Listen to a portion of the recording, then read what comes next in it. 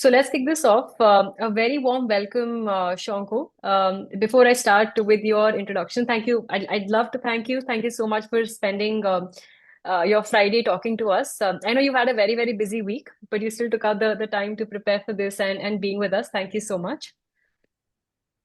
Yeah, Perfect. it's been So an hello, honor, everyone. Arushi. Yeah.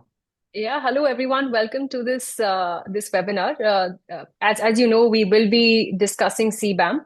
There are a lot of nuances to CBAM. There is a lot that even we are learning as we go, right? And we thought that there's no one else who's better at explaining this to us other than Shankha. Of course, Shankha is also a super super good friend, right? Apart from just working together as well. And then Shankha is a director at EWX, and he's a leading expert in industrial decarbonization and energy management.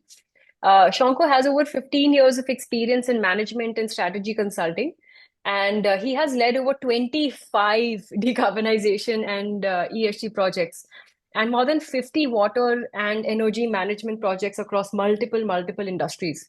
And his strategic insights today have helped leading iron, steel, cement companies in India enhance efficiency and transition to sustainability. So thank you so much for being here today, Shankha. Thank you, Arushi. Thank you. I know we have been talking about this webinar for a very long time now, and this was certainly a need-based one because we identified the need in the market. So there was a lot of things that we discussed through our meetings and all. And thank you for arranging all of this. Yeah. Thank you so much. I think I did zero work. It's all Rasadul. So yes, he's listening to us. So yeah, let's send him love. Perfect. So Shankha, I think the first question, right? Let's all kind of get on the same page and get our basics right. So tell us a little bit about what is this CBAM, right? And why is there a need for CBAM, right? Why add more pain to our already Okay. painful lives? So basically, to understand CBAM, you need to go back a little bit. So CBAM originates from European Union. So generic things we are already familiar with through Google and ChatGPT and all these things, right? CBAM originated in European Union and it has been implemented in 2021 or so. The first implementation came, then it was enforced in 2023. The first transition period was 2023 October to December 2025, and like that. 2026 is the first implementation phase. So let's get back a little bit. Let's rewind the machine a little bit. So why the need for CBAM or why CBAM came, basically? So CBAM, which stands for Carbon Border Adjustment Mechanism, it was like the industries that are in the Europe. Okay. So post-industrial revolution, a lot of industries actually, their supply chain, they have shifted their supply chain outside Europe for competitive reason, for taxation, and Europe is famous for being regulatory landscape. They are basically, they say it's a regulation-driven economy that they have in Europe. So a lot of companies had shifted their basis of operation or supply chain outside of Europe. So that created a competitive challenge, economic challenge and all. And after that, sometime during the 1990s, end of 1990s, when the CBAM market was being conceptualized and all, then thereafter, when at the end of the CDM market, Europe started with ETS, right? Emission trading system, Europe's own emission trading system, they started with. And then when the emission trading system was started, it was like that people, that is, producers get a emission ceiling and they get a target. Kind of similar to what we have seen like PAT here, perform, achieve, and trade. You can say it's a not full copy, but it's a good copy of the system that we have in Europe. Let's say. So Europe started with this experiment long back, and they have been doing experimentations related to this very long time, sustainability and all. And ETS, they gave free allocations to certain unit to maintain the competitiveness. These free allocations were determined by the threshold of emissions. Like if you have emission intensity less than 1.5, you get certain 2.5, get certain threshold base. That is incentivizing the one who has already invested, right?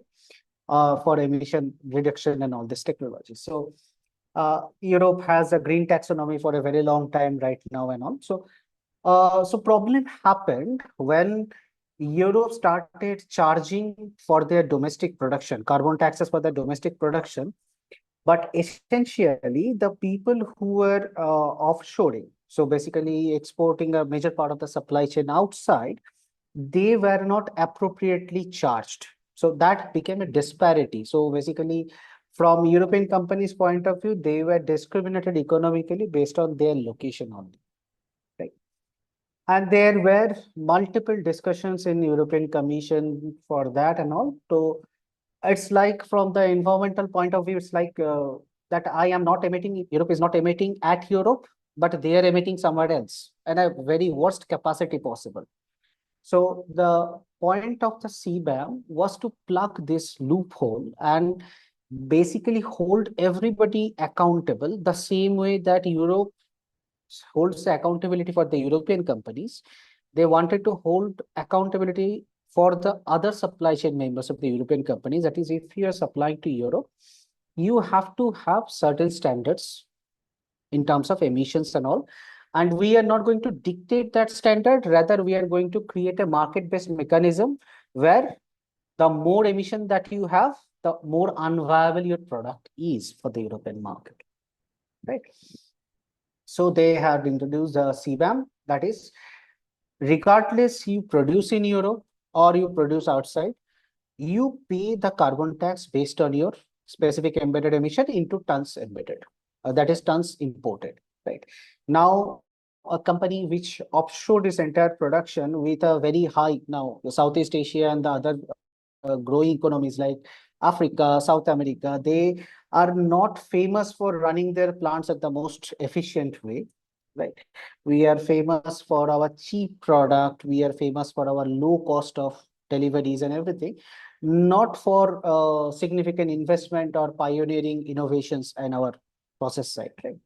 So we could produce at a very cheap rate. Now then Europe started demanding we can pay, because the CBAM is basically to enforce that based on your emissions, I'll be taxing, so that whatever cheap product I am getting there, after the tax, it should be somewhere at for the European products, which are having much more innovation-driven approach that is dictated by the regulations itself.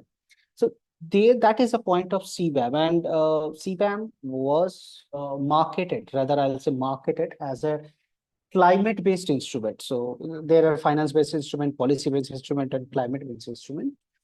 CBAM was marketed at a climate-based instrument, but if you see the delivery and this timeline of CBAM, how it happened, the discussions on European Commission, it has been discussed for the past 5 years continuously, right? So the discussion happened in that way. The most common word by the European Commission to describe CBAM was to basically not emission or not climate change or something like this. It was like relative comparability or competition, right? So that is itself, CBAM itself is a kind of a political tool and all. So that's it. But let us go forward with this idea that CBAM still and will always be a climate-based instrument.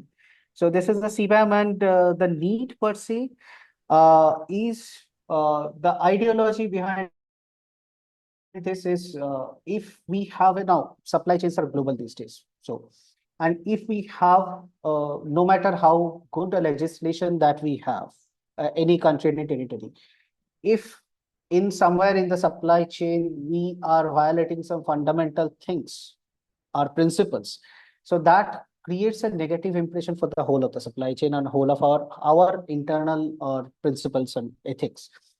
The same thing has been repeatedly come up, like in CSRD, CS-triple-D. Europe has tried doing the same thing. That is, what Europe is doing, the entire world should try to do that model. We are pioneers, so we are pioneers not by ourselves, but our entire supply chain, value chain members. So Europe has looked at that angle. So CBAM is currently paused in that. From the Indian perspective, European को छोड़ देते हैं. From the Indian perspective, it somehow, I believe, would create the same effect that PAT created in the Indian market. So there was a lot of criticism on industrial competitiveness and all this thing when PAT started and all, additional tax burden and all. But eventually, what happened is people, when they realized that they have a leakage at their home or they have a uh, problem with their accounting of emissions, problem with their accounting of energy and all these things, it actually made industries more competitive, reduce their production costs, right? Which is often we neglect. We often we deduce in terms of what is the energy saved and all these things. But energy saving or this PAT and all these things resulted in a higher market intelligence about the entirety of costing, energy costing, and all these things. Because before PAT came in, nobody knew or knew from that angle. A handful people, handful of the companies were doing it internally, not everyone. So it was enforced. Then certain degree of, I'd say, market intelligence built up in the system. People started discussing and all positively, negatively, whatever it is. But a certain level of awareness came in, and people started improving. Right? So CBAM is a kind of a similar. I believe it will result in a kind of a similar belief if it continues for the projected time period that it is right now. So I believe this is for the good of everyone. So maybe people are not realizing we are still at the compliance driven mode. So that is basically we have to get the compliance done at any cost, right? So similarly, the maturity in the system would come within the next few years because people will run out of the compliance ideas, what you say. Then people will be forced to innovate and basically improve. And once they see the fruit of improvement, that it directly results in the cost saving and everything. So they will try more on innovations and everything. Purposefully, it's a very noble purpose and that is justified. I'll say CBAM is justified for that only. It brings an overall systemic change, no matter how bitter it is today. Got it. Perfect. Thank you. That was Yeah. quite a start. And then Shankha, tell us more about the specifics, right? Now you've given us a history about how it came about, but at its core, what really has to be reported when it comes to CBAM, right? And Hmm. I think another thing is that CBAM has these slightly confusing terminologies, precursor, etc. Could you also touch a Hmm. little bit about how CBAM defines this the value chain per se? Yeah, so CBAM, so right now CBAM covers goods such as your iron and steel is there, aluminum is there, hydrogen, power, fertilizer, and other aspect. Another part is there. I am Aluminum. missing. I think you've covered all, yeah. Yeah. Yeah, aluminum is there. Cement, fertilizer, and cement. So if you look at the data of the European Commission, the largest amount of import into the Europe under the purview of CBAM is from two sectors. That is iron and steel and aluminum. Okay, and that contributes to about 85% of the total CBAM import. So that is recent data up to recently for the last 4-5 quarters data. So in these cases, so CBAM defines the goods in two ways. One is simple goods and one is complex goods. So suppose simple good is, I could see Mr. Chandrasekhar Bhuya here from Narco. So a simple good is basically when you make aluminum bars or ingots or PFA, primary foundry alloys, that is your primary good, right? Now somebody buys that, remelts or reworks that into kind of a product. Okay. So that becomes a complex good. That is, that has a precursor, which is covered under the CBAM, right? So CBAM defines in that way that every good or process would have a precursor. Okay. Now that precursor could be a raw material. If it is a raw material, then CBAM does not take it as precursor. It's a raw material. If that is a CBAM goods or semi-finished product, that becomes a precursor. Okay. Now this precursor is, if it is covered under the scheduled precursor list of CBAM, that needs to be reported. And now what needs to be reported, right? CBAM requires declaration for your direct emissions and indirect emissions. Two of them, just direct and indirect. Direct emission is whatever emissions that is there in the process itself that you have. Yeah.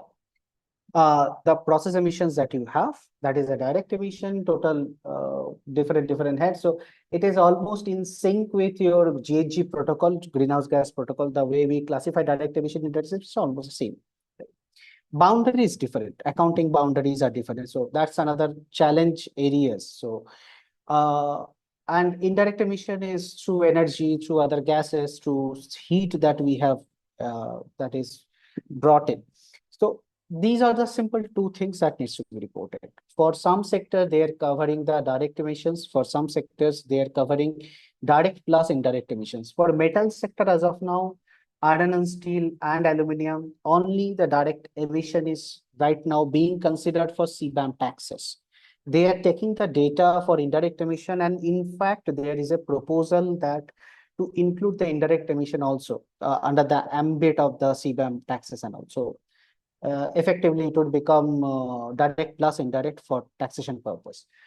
Right now, for the metal sector, both aluminum and iron and steel sector, they are only considering direct emission. So suppose I'll give you an example. If my total import into the Europe is 100 ton, and that steel or aluminum, whatever product I have, primary product I have imported, has emission intensity of 5 ton, direct emission intensity of 5 ton CO2 per ton of product. So that becomes 100 into 5, 500 ton. So I have to basically buy the CBAM certificates equivalent to that on. Once they introduce the indirect also into the mix for this product, so effectively, if my direct is 5, indirect is another 5, that becomes 10, 100 into 10, 1000. So this is how direct and indirect plays. So direct emission and indirect emission are two things, basic fundamental things that needs to be reported. I mentioned about a boundary problem, right?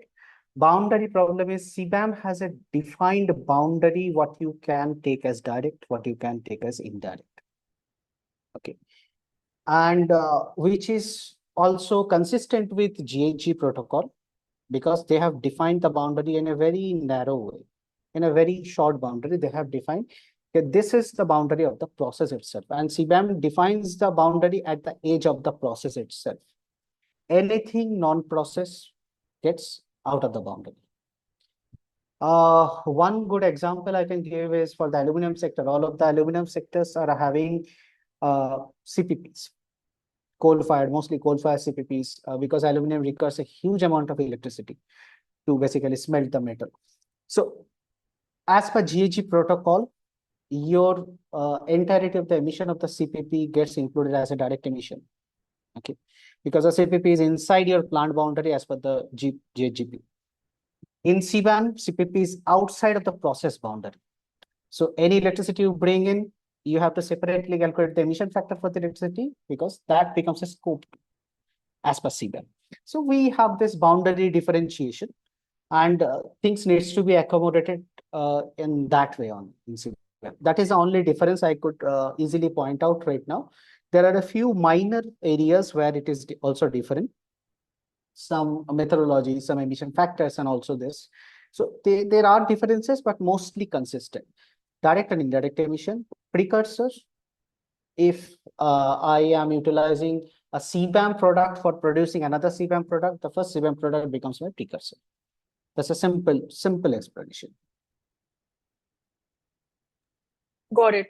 And Shankha, how often does this, what are you seeing in the market? Are companies sending their disclosures to the importing company in Europe on a quarterly basis? Is it happening on an annual basis?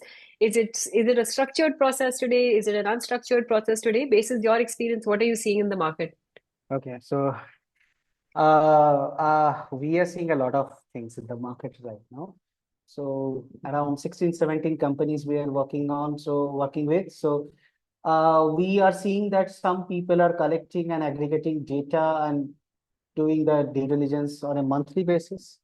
We are seeing delayed approach, like people would come to us saying, okay, my buyer has just come to us asking for the 3 quarters back reports and all.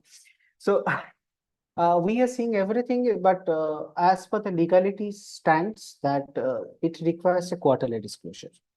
That is, for a quarter, for suppose October, November, December, the communication or the uploading of the importer needs to upload the CBAM responses, aggregate the CBAM responses and upload the same in the European customs directory by 31st of the January. That is the end of next month. There is another month of grace period for any correction that needs to be done.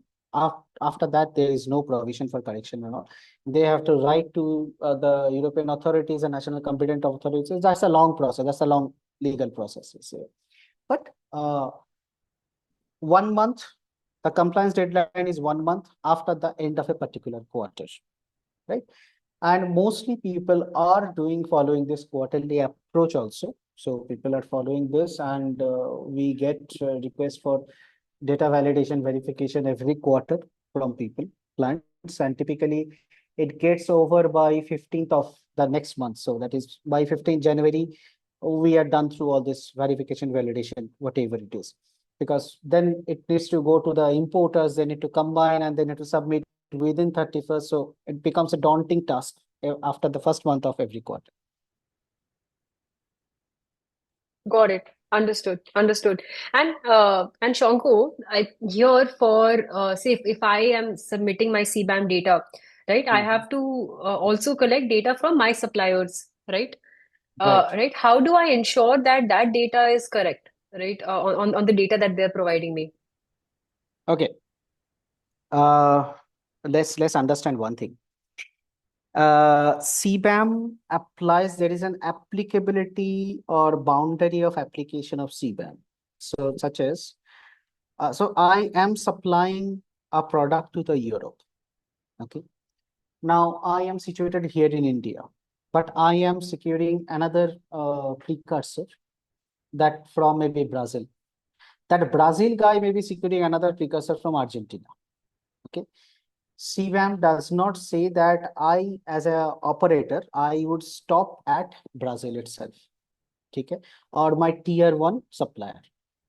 So for data validation from the supplier itself, the CBAM specified that every data from 2026 onwards, that is the implementation phase, all the operators' precursor data also needs to be validated and verified, either by an independent authority or independent company or anybody appointed by the operator or by the importer, but someone has to validate and verify the entire supply chain data, starting from the extraction of raw material. Okay, so that things needs to be accounted for in CBAM. So that's simple. Now, when it comes, that is 26 is not verified, it's barely 1 year left. So how do I verify the supply chains data? Suppose I have bought something and all those things. So what I advise to everyone, that is the first course of action, it is to engage with the supplier itself, because what we have seen working with 20 plus customers as of yet, nobody has the supply chain ready for this kind of legislation as of now. Even when we started the problem, when we started back in 2023, most of the people were just plugging in a hole that was related to compliances. Nobody actually understood what needs to be done or the implications of it. But slowly the maturity level is getting higher in the system. Now, the first course of action I request from everyone, every company I work with, so that we start working with the supply chain itself, because the supply chain itself do not know. Maybe my supplier has a smaller scale of operation than I am, maybe quarter of it, maybe 1/10 of it. They do not understand all these boundaries, all these GHG protocols and anything, right? So in cases, we are also working with companies which have approached us, okay, not only you have to do all the due diligences, accounting and everything for ourselves, but these are our key material suppliers. We buy sintered ores from these guys eventually. So you need to handhold them also, because they are my supply chain. I need to ensure the data itself. So we started working with them, but we were appointed by the company itself, operator. They were doing it because the supply chain member or this partner who was supplying the oats to them had no idea. Sitting in a foreign country, they do not have any means of doing due diligence physically. So it starts with interacting with the supply chain. It starts with educating with them. It starts with convincing that your data, whatever you have and something like this, needs to be audited, and that's not a choice that you have, right? That's a mandate, because that it has come to us, so it will come to you also, right? We are liable to produce accurate results corresponding to the product that we have bought from you, right? So first is addressing that gap, because suppliers are not ready to give this data. Everybody has their clauses of confidentiality and all these things. You understand, you have been also in the business, and data वो खुली हुई तिजोरी की तरह हम लोग सोचते हैं कि डेटा निकल जाए तो सब कुछ निकल जाता है बिजनेस में, right? So nobody wants to share it, but you have to convince your suppliers. You have to do a due diligence. You have to get the base data from them. You have to do a due diligence on your own. If the data is at all right or wrong, you have to have other methods of verification, right? Suppose I am buying ferrochrome from someone and they give me, now typically what we see, the default value for ferrochrome is around 2 point something, 2.1, 2.2, something, this sub 2.5. Now we see that when we started asking in the market for give us the data for ferrosilicon and all this product, someone had given us 0.5. Okay. Now, one way is to look at things from a different perspective, that can it be 0.5, right? If it is said 0.5, then either person A has not understood what we are asking, or person B doesn't want to understand what we are asking. So then we started, related to this, we started validating through either referencing to default values. We started referencing through other, like if they have published their report somewhere else, we started collaborating those, collecting those numbers, and then started validating, coming back to them saying this cannot be this as per your process, this cannot be this, should be within this range. So help me understand where the problem is and all this thing. So this what we have been doing for a very long time right now. And basically coming to the validation of it, you have to go and basically deep dive into their data also, right? It's not my data only. Any precursor that I use goes in there. Particularly challenging becomes one of the steel product company and one of the aerospace company we have recently worked with.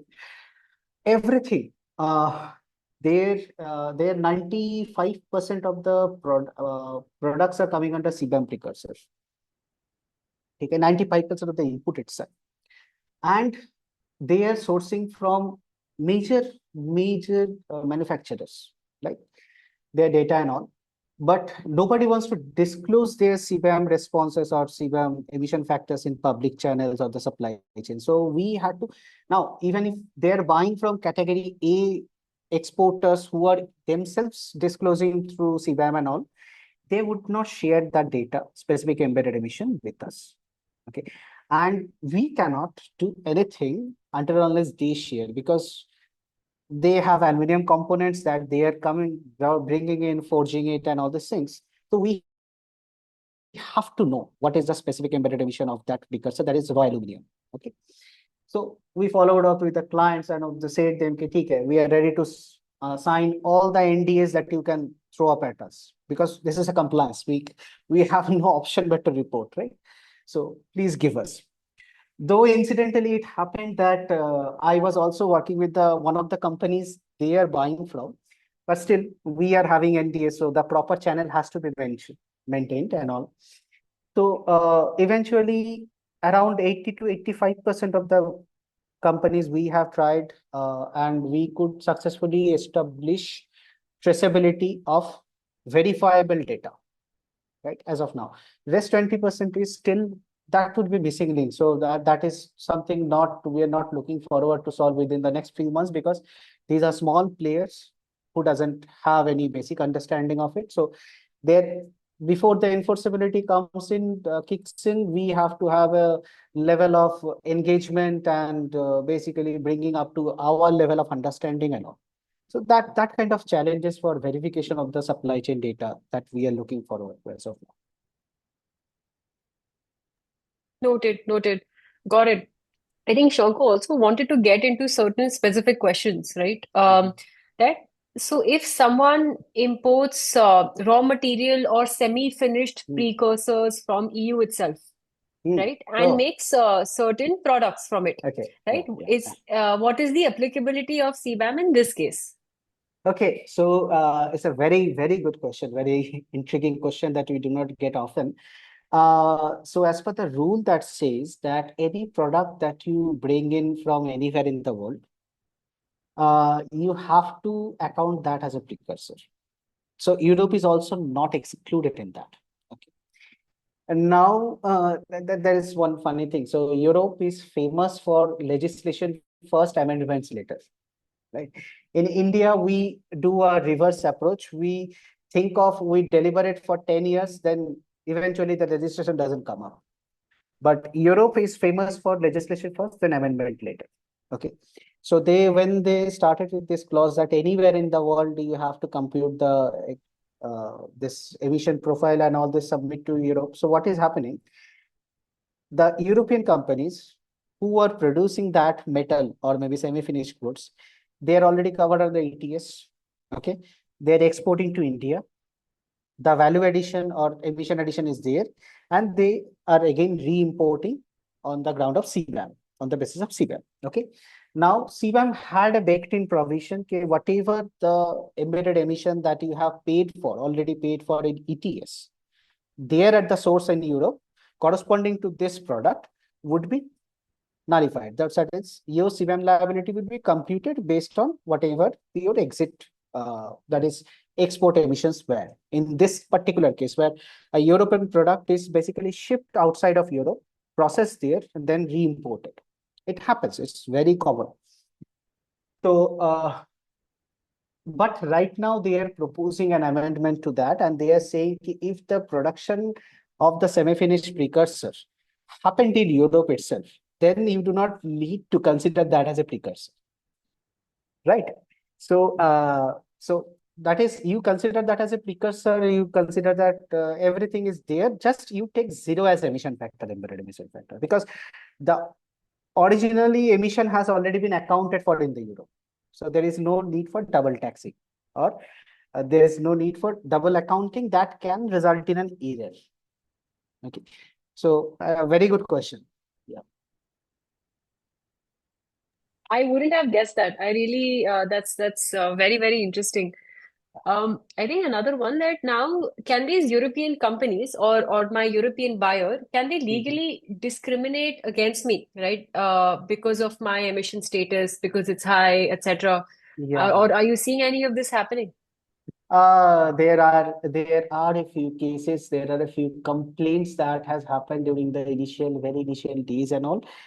The primary bone contention was you cannot discriminate based on this, that, and all this. It goes against the WTO and all. But through some wizardry and all, I told you in the beginning that CBAM was marketed as a climate instrument, right? It was not a trade instrument, financial instrument, or policy instrument. It was a climate instrument. Through that route, European Commission has successfully demonstrated that CBAM is for everyone's good, and it is not a trade discriminator. Okay. So there were a few litigations happen that was there during 2020, at the end of 2021, 22, some country level protest litigations that happened in 2022 and 3 itself. In India, we as a country, we also objected to CBAM, and later we have accepted our fate. Then we suddenly got on to creating CCTS as our basically defense against CBAM, that whatever taxes that will be paid, should not go to Europe. They should be in the Indian economy itself. So in a very hurried fashion, we tried creating CCTS based on this understanding, because first India lodged a complaint when there was nobody to listen to that. Then we started creating our own market. though that was not to be taken in a very serious spirit, but India have been trying to create a carbon market for the last 10 years or so. That's a basic fact. We have been trying, but in India, all the policies are discussed for 10, 20, 25, 50 years, right? And then it is adopted as a policy. That discussion was happening without any outcome, which I would say CBAM expedited to a large extent. Because if CBAM was not there, we would still be discussing those things, not implement the CCTs. So that is one positive outcome of that. So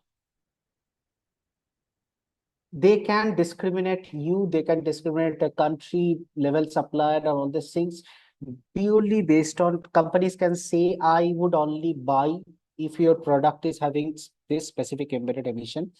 That will not violate the WTO clause for discrimination, because now we are not discriminating based on a territory, ethnicity, and all this. There are 767 non-discrimination clauses.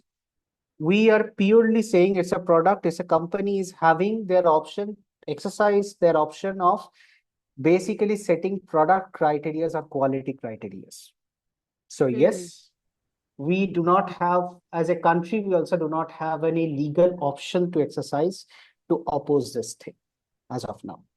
Hmm, got it. And Shango, you were talking about the CCTS certificates. Can these certificates be used as a valid instrument to offset the CBAM taxes? And I think this is also a question that we have in the chat. I think lots of people Yeah. are curious about this. Yeah. CCTS certificates and CBAM. So CBAM regulation particularly says that the importers would be exempted for the CBAM at the approximate amount what the tax has been paid in the operator's country, right? So that operator's country carbon tax, if paid in the operator's country for a particular product, that is a total amount of tax that has been paid, it could be subsidized there at the CBAM. Because European Union, of course, claims that this is not for monetary gain, this is for the benefit of everyone. Okay. Now, there is also a policy instrument that says that the third country market or this third country, this emission trading system or something similar to that should be approved by the European Commission before this equivalence. That is, CCTS, we need to implement CCTS first, then demonstrate a methodology level and implementation level alignment with CBAM. European Commission will deliberate on that on maybe their September. They have two sessions mainly for this, mid-year or full-year sessions. So they will deliberate if they come to a conclusion that yes, CCTS is an effective mode of climate mitigation or they are resulting in effective mitigation outcomes, then yes, whatever taxes we pay here in terms of CCTS will be offset from the product in form of CBAM. Till then, we are out of luck. In fact, we are in luck somewhat because CBAM now it's getting, there is a proposal that it would be pushed back 1 year. So financial liabilities will be Okay. pushed back 1 year. Hmm, So hmm, hmm. earlier they proposed or the legislation acted. Okay, so I'll come to that. Yeah, Chinese exporters. So I'll come to that. China is having a way more robust internal emission trading system, and China, I think, is already on track or getting approved by the European Commission. So China has done this before us, and if they get approval from the European Commission within the next 1 year, so basically Chinese companies will ride free, and again, it would be a question on our compatibility and basically competitiveness. Yeah. So the CCTS, so whatever we are creating as a baseline for CCTS and all the methodologies, in fact, are kind of made similar to CBAM in for that case to demonstrate that it is similar kind of instrument. So basically, CCTS is getting part of like copied from ETS just to demonstrate the similarities and the enforceability and all this thing. So that is happening. So yeah, so that I believe that answers the question. Yeah, perfect. And how about carbon credits? What if a company purchases carbon credits, achieves carbon neutrality using carbon No, credits? How no, does that no, play? no, No? no, no, not a chance. As far as the current guidelines and this regulation goes, they would not allow carbon credits as such for offsetting the emission that has been done. Carbon credits, even the removal offsets you can buy, but then again, CBAM mentions that you have to demonstrate that if carbon is to be considered as a not emitted status, so CBAM designate not emitted, carbon not emitted during the process. It either has to be through carbon capture and storage has to be through a long-term geological storage. Okay, that's long-term means 100 years, and the company should demonstrate that they're capable of monitoring that storage for the next 100 years. Hmm. Okay, only then they would allow that carbon to be not emitted status.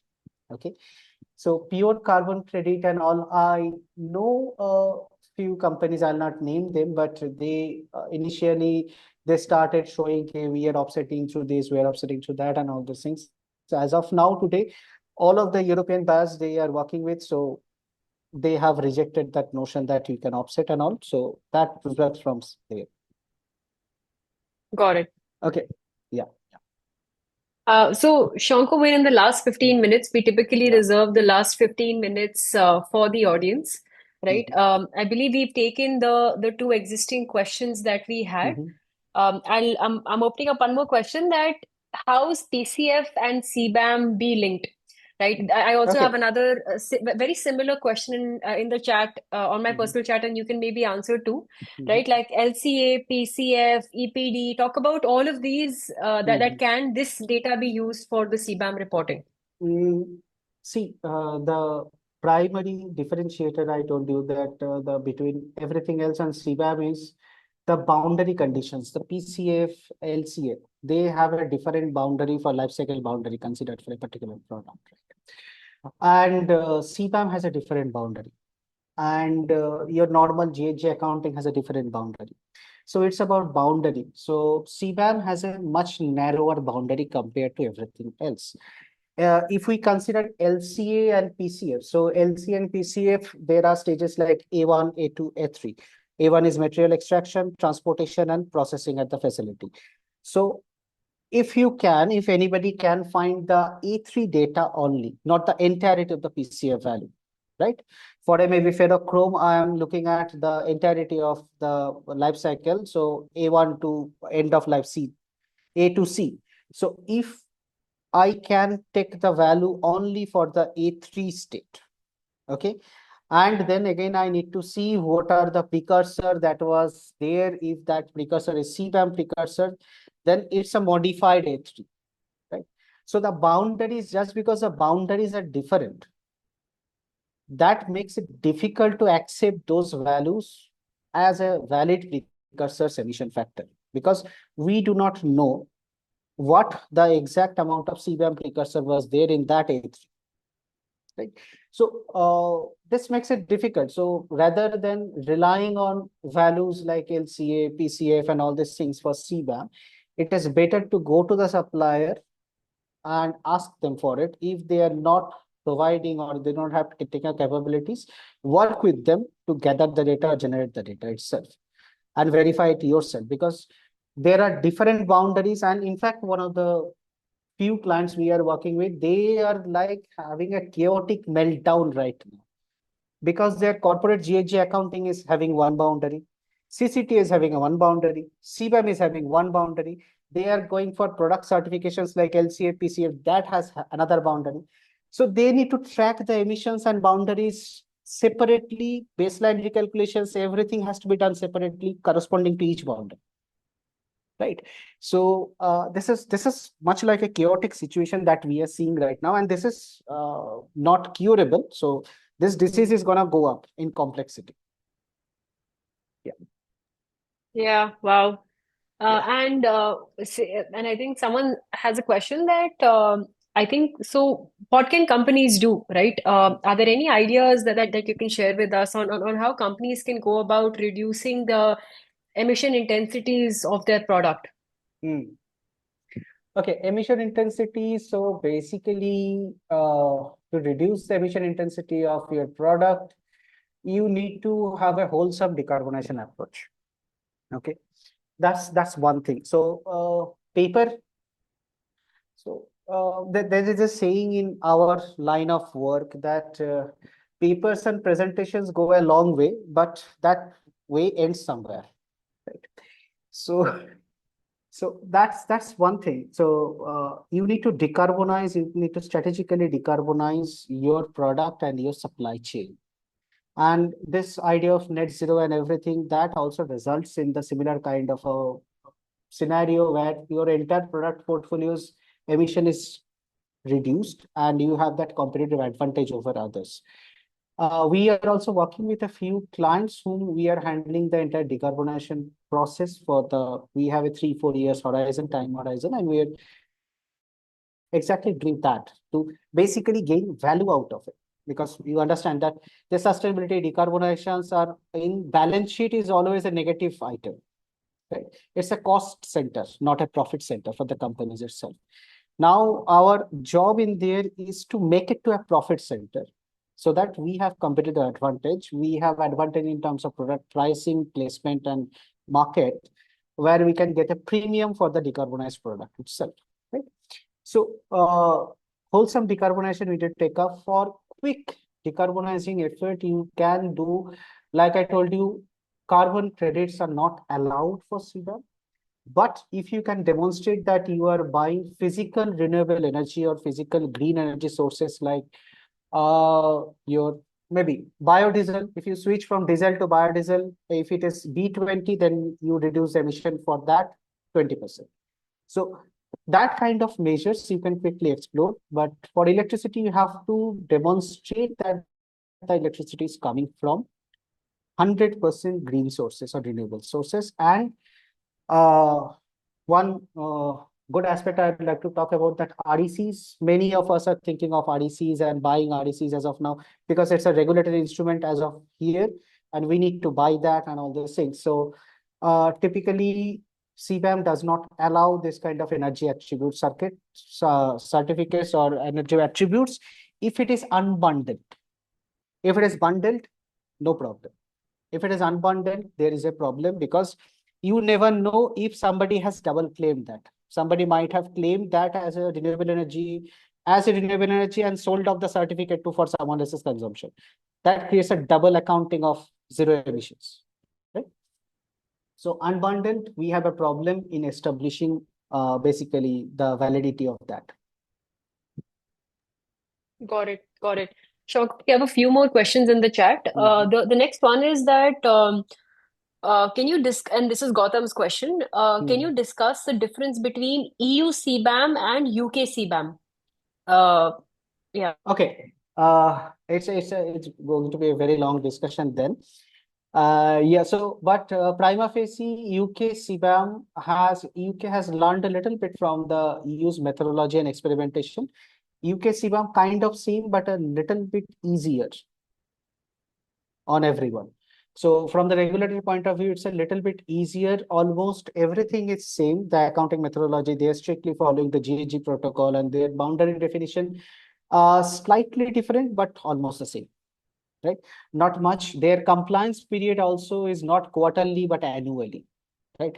In normal EU CBAM, you need to buy the quarterly buy the certificates amounting to this quarter's reporting and all, and then aggregate those certificates at the year end, balance out. If you have bought surplus amount of certificates, you send it back to the national competent authorities or NCS. UK CBAM, you compute once a year, you buy the certificate once a year and get away with the liability. Okay? So it's much more simplified. A few areas have been simplified in that case. Scope, number of sectors, they have some other sectors, maritime sector and all these things are there on the CBAM itself, and UK CBAM itself. So they have the sectoral differences are also there. But it's methodologically, it's almost the same. In fact, if you go to look at any kind of this kind of program, methodologically, there almost everyone is at the same level. Yeah. Understood. Got it. Devesh Tiwari has a couple questions. All right. I'll start with the first one. So India's green steel definition certificate may be different to EU. Then Mm. how it will be acceptable by EU, right? Will we have to follow EU red for certification carbon accounting? Red. Yeah, I don't know what is red, EU red in the context of green steel. Devish, do you want to maybe unmute and clarify that? RED. Oh, renewable energy directive. Okay. Oh, sorry. Yeah, Renewable Energy Directive. I'm so sorry. Yes. Yeah. Okay. Okay. So basically, see, Devesh, EU has always the option to accept or not accept any kind of national directories therein. The so the methodology which has been followed for classification of green steel as of now is up for debate. Okay.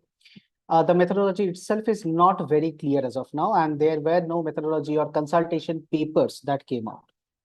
Okay. So until unless that kind of methodology clarification is there, and EU is very particular in this aspect. If you look at the traditional methodology of any regulation that comes out in the European Union, they go through a long period of stakeholder consultation, and that consultation is public consultation, right? And they have to have that baked in before coming out with anything. So in India's case, I also do not know how that baseline was set, right? So, we are working in the sector. We are closely working with the sectors, at least for the, I can say that I am working with at least 15 numbers of iron steel plants as of now.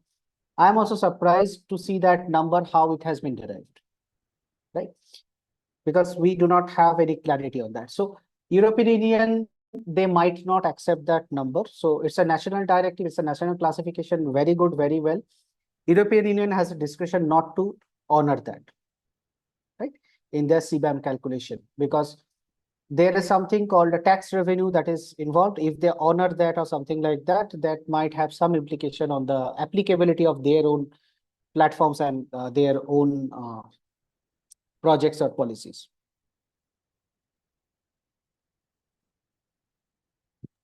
Noted. Okay. Yeah, yeah, So I will take Akshay's question and then I'll come back to Devesh's second yeah, question. yeah. Right. Yeah. So one question is that what is the consequence for submission of incomplete, incorrect data? Can there be blacklisting? If there is a breach, what is the process of rectification? Okay. So who asked this question? Ayush. Akshay. Akshay. Akshay, the consequence, first level of consequence is faced by the importer itself. For any case of wrong declaration and all, there is a strict penalty in, that is a provision for strict penalty. That varies. Right now, it's 50 euro per ton of metal that is imported. And they have right now in talks of violators case, so they are again hiking that up to the current 10 times of the current level of CBAM pricing that they are in. So violators are not taken very seriously in EU's board. So first penalty would come to the importer. Now the company which has imported from an operator, they are free to penalize, or they are free to dictate their business terms in terms of their penalties or business relation with the operator itself. That it can result in dismissal of that operator. Basically, I am not going to buy from you because you are a violator, so you have not given an order. But you can say safely say from 2026, every company, every importer mandatorily has to take the verification of their CBAM responses. So this kind of non-compliances or purposeful non-compliances will be weeded out of system, and the operators which are complying or has a mentality of complying would be there in system itself. So the chances of your penalty getting basically percolated down the supply chain would be less, but yes, the business relationship will dictate, not the legalities. Legalities will be faced by the importer only, not the third country operator. Got it. Yeah. Got it.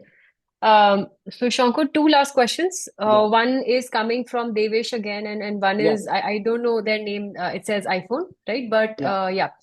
So, coming back to Devish's question, that any particular reason to account electricity GHG consumed for the production of CBAM goods in only during the transitional CBAM period and not post period? I think that's not true, right? No, You no, have no. to do, So yeah. you have to account and report. So Devesh, you have to account and report. This will not be, as of now, the provision is not there to accommodate the, or ambit is not there to bring in the indirect emission under the CBAM. But there is also a proposal in the European Union Commission. Recently, they came up with a proposal notice, and that has accepted. Now they will deliberate on that proposal to bring in the, to include the indirect emissions from every sector in the CBAM.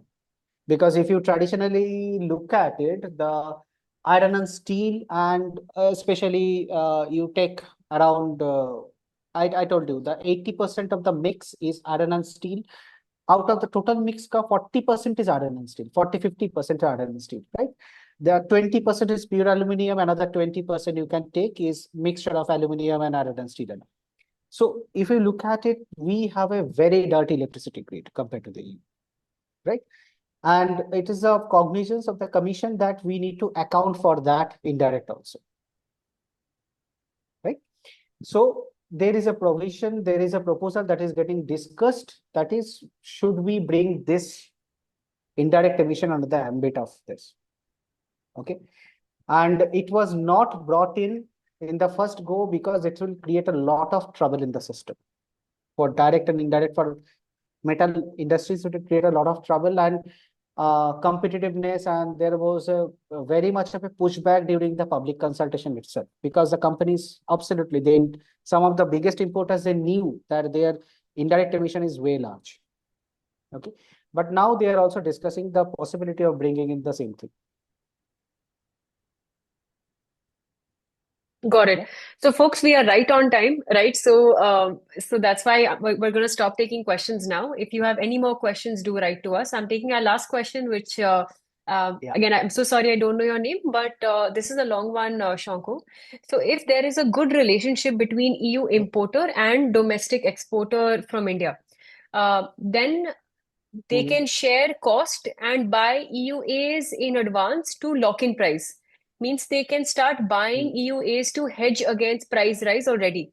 Is there any quota to buying EUAs in advance?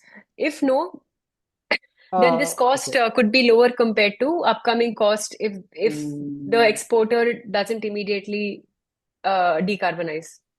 okay, so our question is, so basically the person who is joined from iPhone or something like this, Yeah, yeah. it would be better if I know your name, because you might have studied a lot of lot about hedging and all. The possibility of hedging is there. Okay, the possibility of hedging is there baked in the CBAM, that you can buy the CBAM certificates in advance, and then if you buy surplus, then you can sell the certificates to NCAs.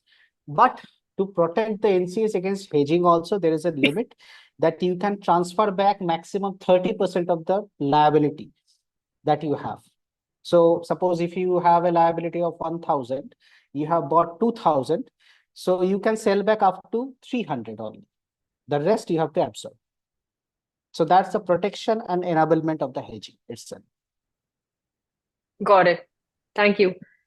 Perfect. So, Shanko, this was Yeah, amazing. Thank you so much for your time today. And folks, if there are any questions which we could not take due to the interest of time, please feel free to drop an email to Rasadul, and he'll pick it up. He'll yeah. connect with Shanko and reach out to you. Right? You can also directly reach out to Shanko. We're happy to share his details with you. Right? But that being said, thank you so much for being a wonderful audience as well. Right? We honestly learned a lot through your questions and through your engagement. So thank you so much. And Shanko, especially to you, right? This was a very fruitful conversation, and we really hope we can do many more. Again, I think we love to pick your brain specifically on certain sectors also after this, right? So yeah, I think guys, we'll try to get more time with Shanko. But thank you so much, everyone. Have a good Thank you weekend. everyone for joining. Yeah. Thank you. Thank you, Arushi. Yeah. Bye bye. Bye, everyone.